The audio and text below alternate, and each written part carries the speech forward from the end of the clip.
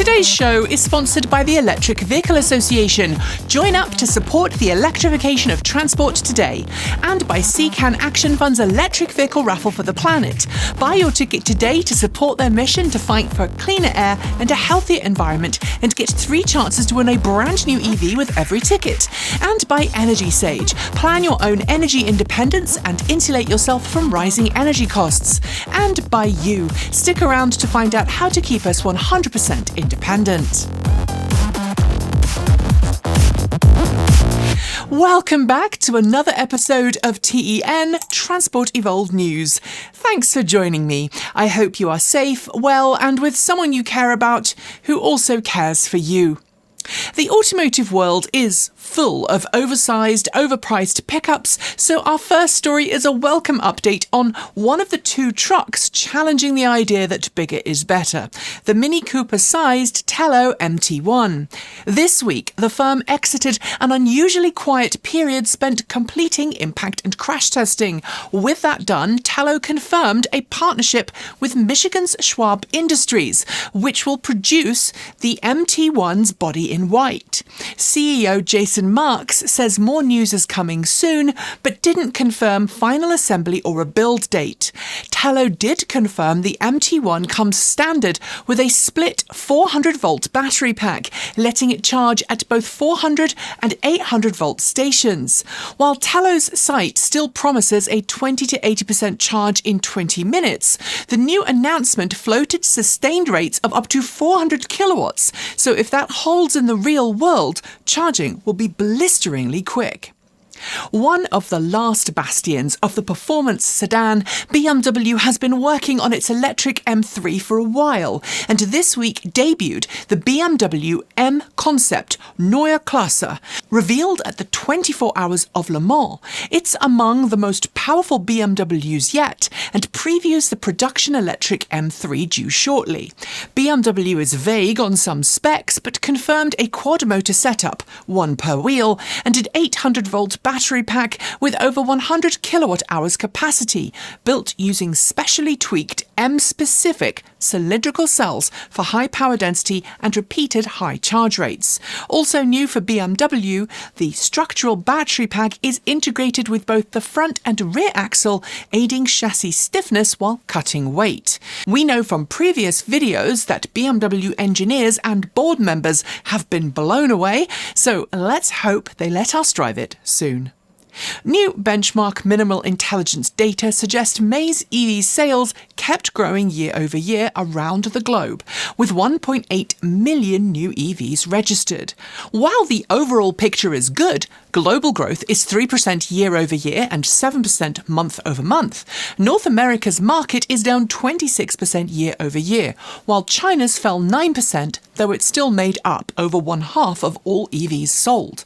Happily, Europe and the rest of the world offset both declines, with year-to-date figures now at 7.5 million EVs. That optimism carries into Bloomberg New Energy Finance's latest electric vehicle outlook, which expects over 23 million new EVs sold by year's end, up 11% on 2025, with over 1/4 of new cars all electric. That said, it is less rosy than before, caused, in my words and not theirs, by the US federal government's war on EVs. I drive a lot of different vehicles for this job, and when it comes to performance cars, the Porsche Taycan is one of the best prestige performance EVs out there. And if you are curious, the Kia EV6 GT is my all-time favourite performance EV. Part of what makes the Taycan so good is its devotion to road manners, power delivery, and seemingly never-ending grip. But this week we learned Porsche is updating the 2027 Taycan in a way that eliminates some of that smoothness. E-shift with virtual gears, a simulated rev counter, and faux engine noises. As other outlets noted, it'll likely make the car slower and less refined to drive quickly, but happily it's user configurable. More important to note, though, is the fact that NAACP now comes as standard for DC fast charging in North America, though the driver's side AC port stays at J1772, and the larger performance battery plus pack is now standard across all models. Regulars will know that we are vocal right to repair advocates who think everyone deserves to fix their own things, and we do everything we can to encourage you to learn, so keep your eyes peeled for a DIY video early next week. But as the Detroit Free Press reported this week, Ford and GM might disagree. Executives from Ford, GM and Penske met at the White House earlier this month, and according to President Trump, the talks touched on a bill that would stop people from fixing their cars. The details stay vague, though Ford confirmed that Andrew Frick, president of Ford Blue and Model E, attended. Then Ford CEO Jim Farley made things worse, speaking to the Free Press at an auto-funded auto technician training event of all places. He argued that modern cars are too complex for enthusiasts to repair safely, even as he backs wrenching on older ones. He said DIY was fine except for warranty work, which is odd since warranty repairs are free at the dealer anyway. Sending things through the mail is one of the most traditional ways to get messages from one person to another, and in the digital age it is often overlooked. But that doesn't mean the world's postal services are stuck in the past, and as regulars will know, we regularly cover delivery fleets transitioning to electric, from two-wheelers in Australia to HGVs in the UK, and more recently, An Post's massive reduction in CO2 from its EV shift. This week, Austria's national postal service, Österreichische Post AG, celebrated switching its Vienna fleet to all-electric, becoming Europe's largest metropolitan area with a completely CO2-free postal service. To mark the milestone, an official event took place with Austrian native and former California Governor Arnold Schwarzenegger. The transition is the result of a €32 million investment by the company and will serve as a model for future electric postal services across the nation. BMW posted more teasers this week for its upcoming X5 SUV, a vehicle that will be available in multiple drivetrains, including battery electric and hydrogen fuel cell. In addition to detailing its new SAE Level 2 driver assistance system, BMW confirmed that the BMW iX5 60 xDrive, the range-topping electric variant of the X5, will come with a truly massive 800-volt battery pack with a usable capacity of 141 kWh in Europe and 144 kWh in North America. That's larger than the 131 kWh of the now discontinued Ford F-150 Lightning and larger than most other EVs on the market today. BMW hasn't given a range figure, but Electrek predicted this week it could top 500 miles, 805 kilometres with careful driving, well beyond the range of the normal bladder limit of a standard-issue human. And while that might convince skeptics to go electric, it does nothing to curb the pandemic of oversized, overweight EVs on our roads. For some time, the UK, despite some of its other challenges and poor decision-making of late, has been making meaningful progress towards a transition to electric vehicles. But this week we learned it's reportedly about to abandon its plan requiring 80% of new cars sold to be electric by 2030, replacing it with a target that could be as low as 50%. The history is messy. Boris Johnson originally set a 2030 petrol and diesel ban, then Rishi Sunak pushed it to 2035, then Labour restored it, the 2030 goal, with the mandate topping out at 80% EV by 2030. But now embattled Prime Minister Starmer, facing backbench pressure and calls to resign, and amidst heavy auto industry lobbying, looks about to cave. Last year, UK EV sales hit nearly a quarter of all new cars, so shifting the goalposts yet again is a poor choice. But then the UK does seem hell-bent on letting industry pressure push it into poor decisions that affect everyone. I'm afraid the last two stories of this segment aren't great if you are a fan of clean energy, because they do show the enshittification of the energy industry clearly. First, the US Department of the Interior announced a new deal with Invenergy that will see it terminate 4 of its offshore wind leases in exchange for a refund from the federal government totaling $765 million. In its place, it will commit to new gas-powered plants in Indiana, Wisconsin, Iowa, Kansas, and Missouri, plus geothermal plants in western states. A bunch of misinformation accompanied the official press release, but it's stuff we can see through. Wind doesn't work, isn't reliable, etc., etc., etc. And if that wasn't enough, Reuters reported last week that Shell is reportedly looking to sell off its wind farm assets in the US in a deal worth more than $1 billion. We can all guess who's calling the shots there. Which brings me to the story most likely to get me death threats, because whenever I discuss this guy, the hate comes rolling in. As Elon Musk, often held up as the saviour of the human race by his fans, and for years by EV drivers in general, has drifted ever further right, so has his approach to emissions. Add in environmental violations at Tesla and SpaceX facilities, plus his rockets and his private jet use, and it's pretty grim. And this week he hit a new low. The US Department of Justice went into federal court on Musk's behalf to get a Clean Air Act case against XAI, brought by the NAACP, thrown out. The facts are fairly simple. XAI is running 27 gas turbines without permits or pollution controls just over the Tennessee state line in South Haven, Mississippi, to power its Colossus data centers in Memphis, Tennessee. And they are likely now the single largest source of smog-forming pollution in a region with some of the worst asthma rates in the nation. The DOJ's argument for throwing out the case against XAI, that making XAI follow the rules would threaten national, economic, and energy security. Yeah, the same argument used to kill wind farms is now defending heavy pollution. And worth sitting with is the fact that Musk spent over $250 million getting President Trump re-elected, and the DOJ is now in court, shielding his data center from environmental protection law. If you are watching this and are still making excuses for him, you're probably someone pointing at your hat and asking, Are we the baddies? Our recall reminders are next, but first, for several weeks now, I've been telling you about the amazing EV raffle organised by our non-profit friends at the CCAN Action Fund. And not only is it an opportunity to get 3 chances to win a brand new electric vehicle with every ticket, it's a great opportunity to support a non-profit working to hold major fossil fuel polluters accountable for the climate crisis. We are now more than halfway through the raffle period, and there are still thousands of tickets left unsold. And as I just hinted, each ticket gets you not 1, not 2, but 3 chances to win a really great selection of some of the best EVs on the market today. The maths is pretty simple. With fewer people buying tickets, your individual chances of winning are increased, especially with 3 potential chances to win per ticket.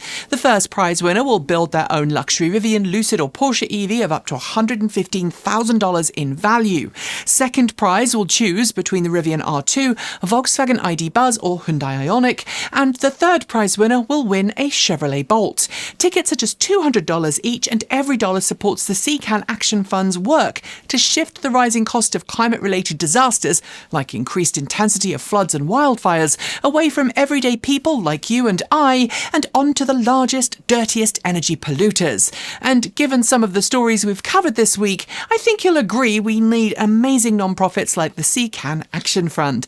There are still plenty of tickets left, but time is running out. So to grab your tickets and support this amazing non-profit, head over to www.evraffle.org, that's evraffle.org, or find the link in our show notes, or point your smart device at the on-screen QR code right here. Good luck. And now it's time for our recall reminders. This week, we've got multiple emails from NHTSA, some with week-old recalls in them. Oh joy.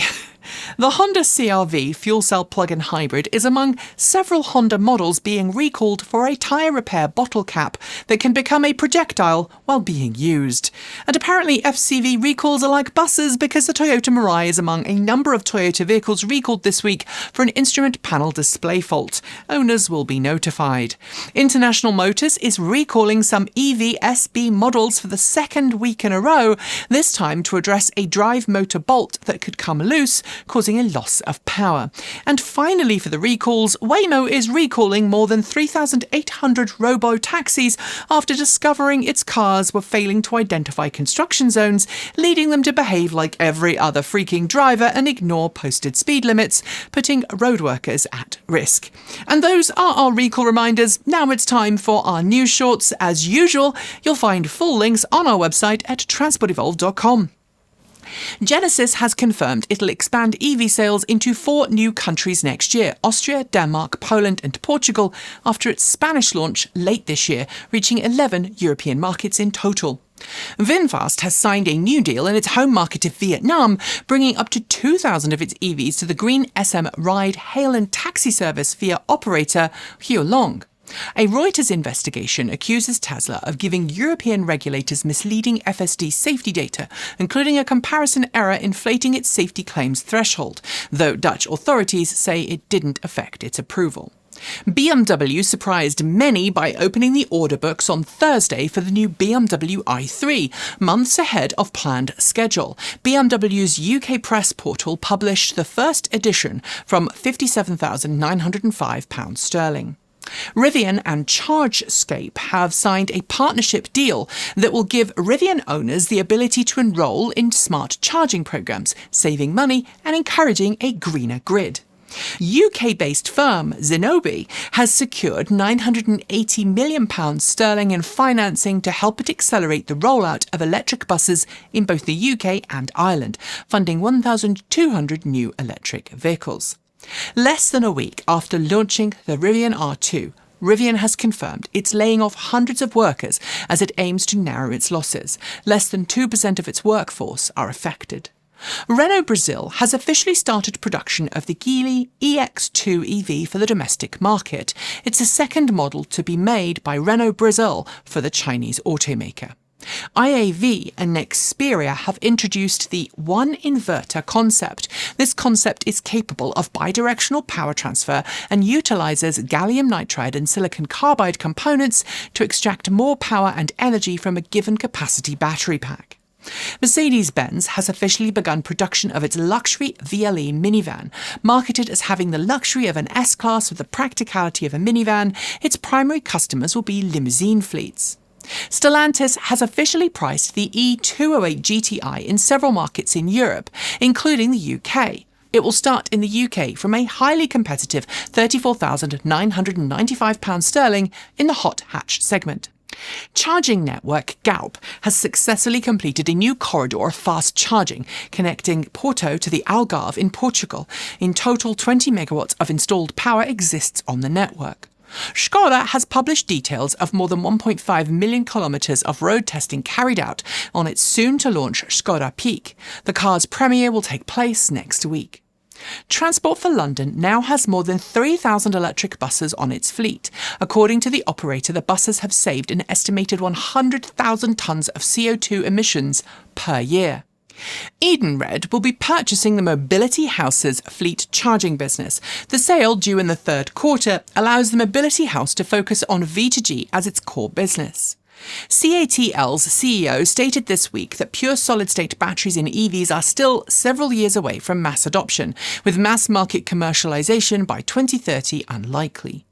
Kyiv, Ukraine, is installing 6,500 new EV charging stations despite ongoing Russian aggression. EVs can be charged from various power sources, making them very versatile for war zones.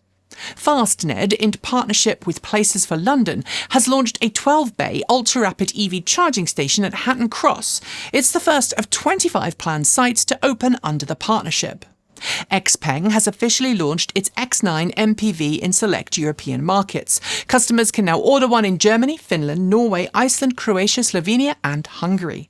Renault and Continental have unveiled a new jointly developed EV tyre with a 35% lower rolling resistance than the EU A rating. It's claimed to offer significant range boosts per charge. BYD has scaled up its battery production in Brazil as part of a significant investment into the region. BYD aims to reach 50% local content in its Brazilian-made EVs by next year. German parts company Autohelden plans to start importing various Chinese EVs, including Xiaomi, Zeekr and XPeng, directly into the EU.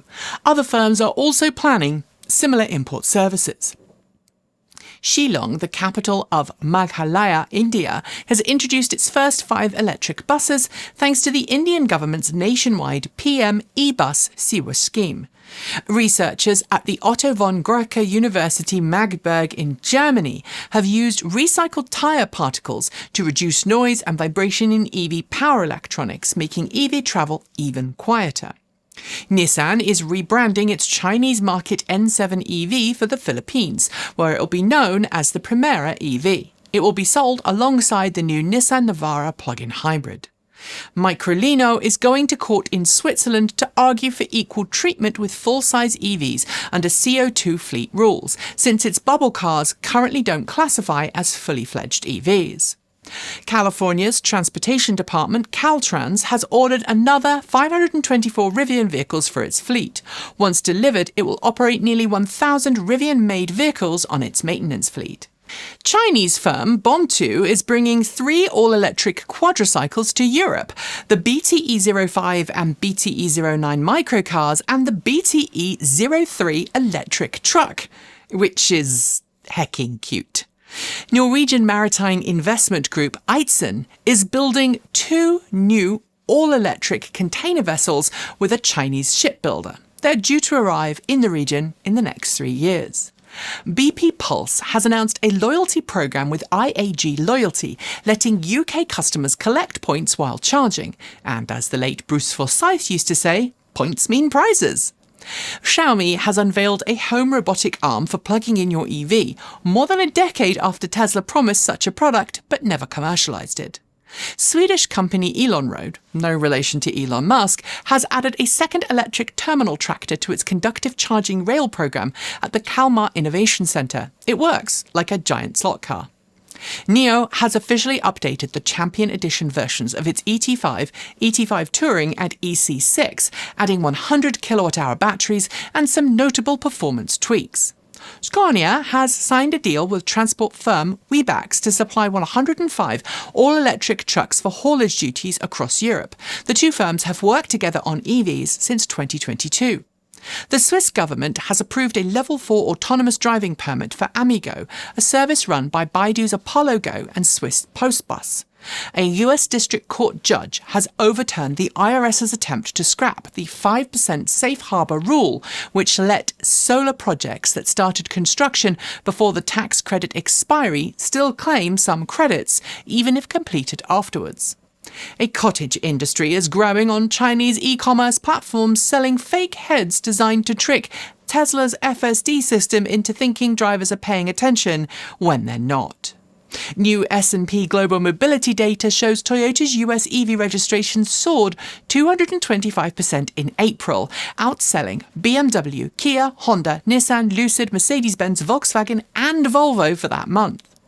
Ford has begun producing low-cost LFP battery cells for its future universal EV platform, including the yet-to-launch $30,000 pickup currently in testing.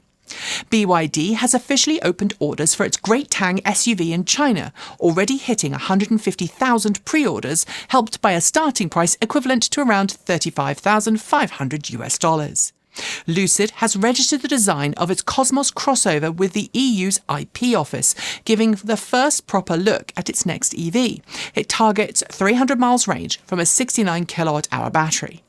The Port of Vancouver in Canada has launched an electric semi-truck pilot using Peterbilt 579 EV Class 8 trucks for drayage duties. Honda and Quantumscape have announced a partnership to accelerate development of Quantumscape's solid-state battery for future EVs. Austrian battery diagnostics specialist Avilu has announced a new warranty pledge. If a tested vehicle's battery falls below its calculated limit, the owner gets up to €3,000 in compensation. And finally, for the news shorts, Candela has launched its most luxurious vehicle yet, the P-12 Hydrofoil. Aimed at luxury resorts and the hyper-luxury wealthy, the P-12 Voyager is built bespoke to customer specs. And those are your news shorts. There will be more next week. Our final two stories are coming right up, but first a word on how we do what we do. Transport Evolved has been around for 15 years and we've always believed that good information should be free, not paywalled, not driven by advertorials and not beholden to anyone with a checkbook. That hasn't changed, but what has changed is the financial landscape around us. YouTube ad revenue no longer covers our costs, and like a lot of indie creators, we're feeling the squeeze. This month, that squeeze got a little tighter as my partner Kate was laid off off as part of a corporate restructuring, and as a small team where every dollar counts, that has a very real impact on what we're able to do here. Kate's income paid our household bills, and with that gone, I need to start pulling a salary from TE. But we can't do that without a substantial increase in income.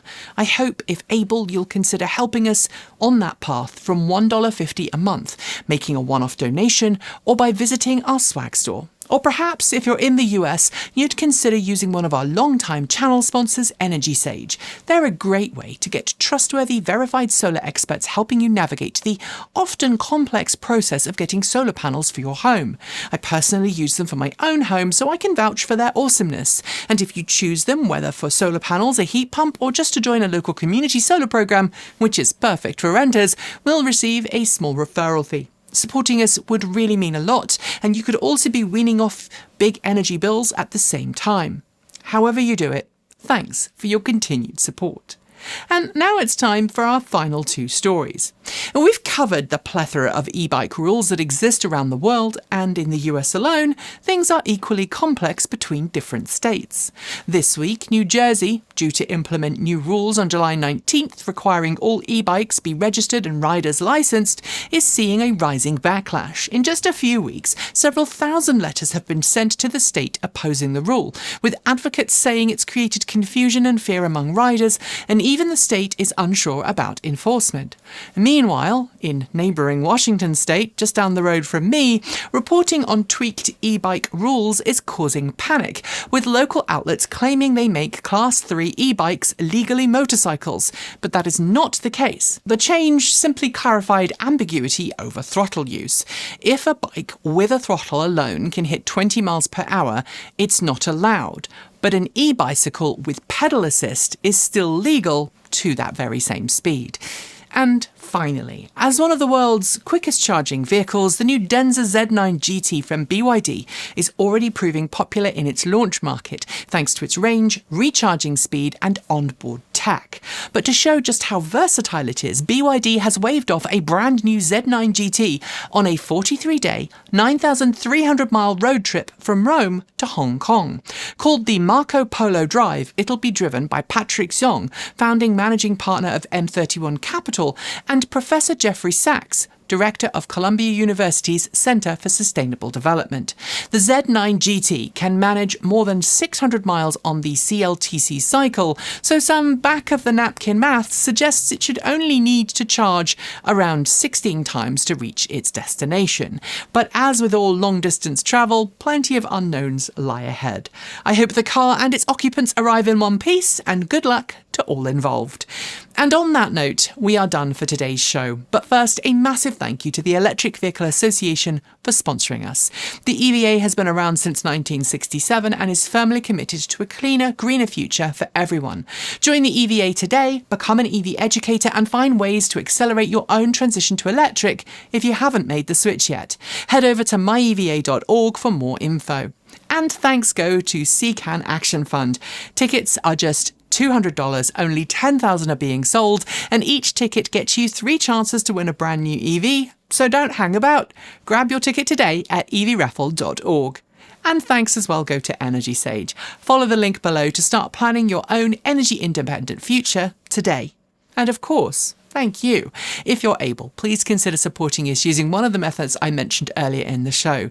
Supporting us can also mean sharing our content, joining our Fluxer or Discord communities, promoting us on social media, or using our affiliate links, all of which are listed below. And if you are new to the channel, hi!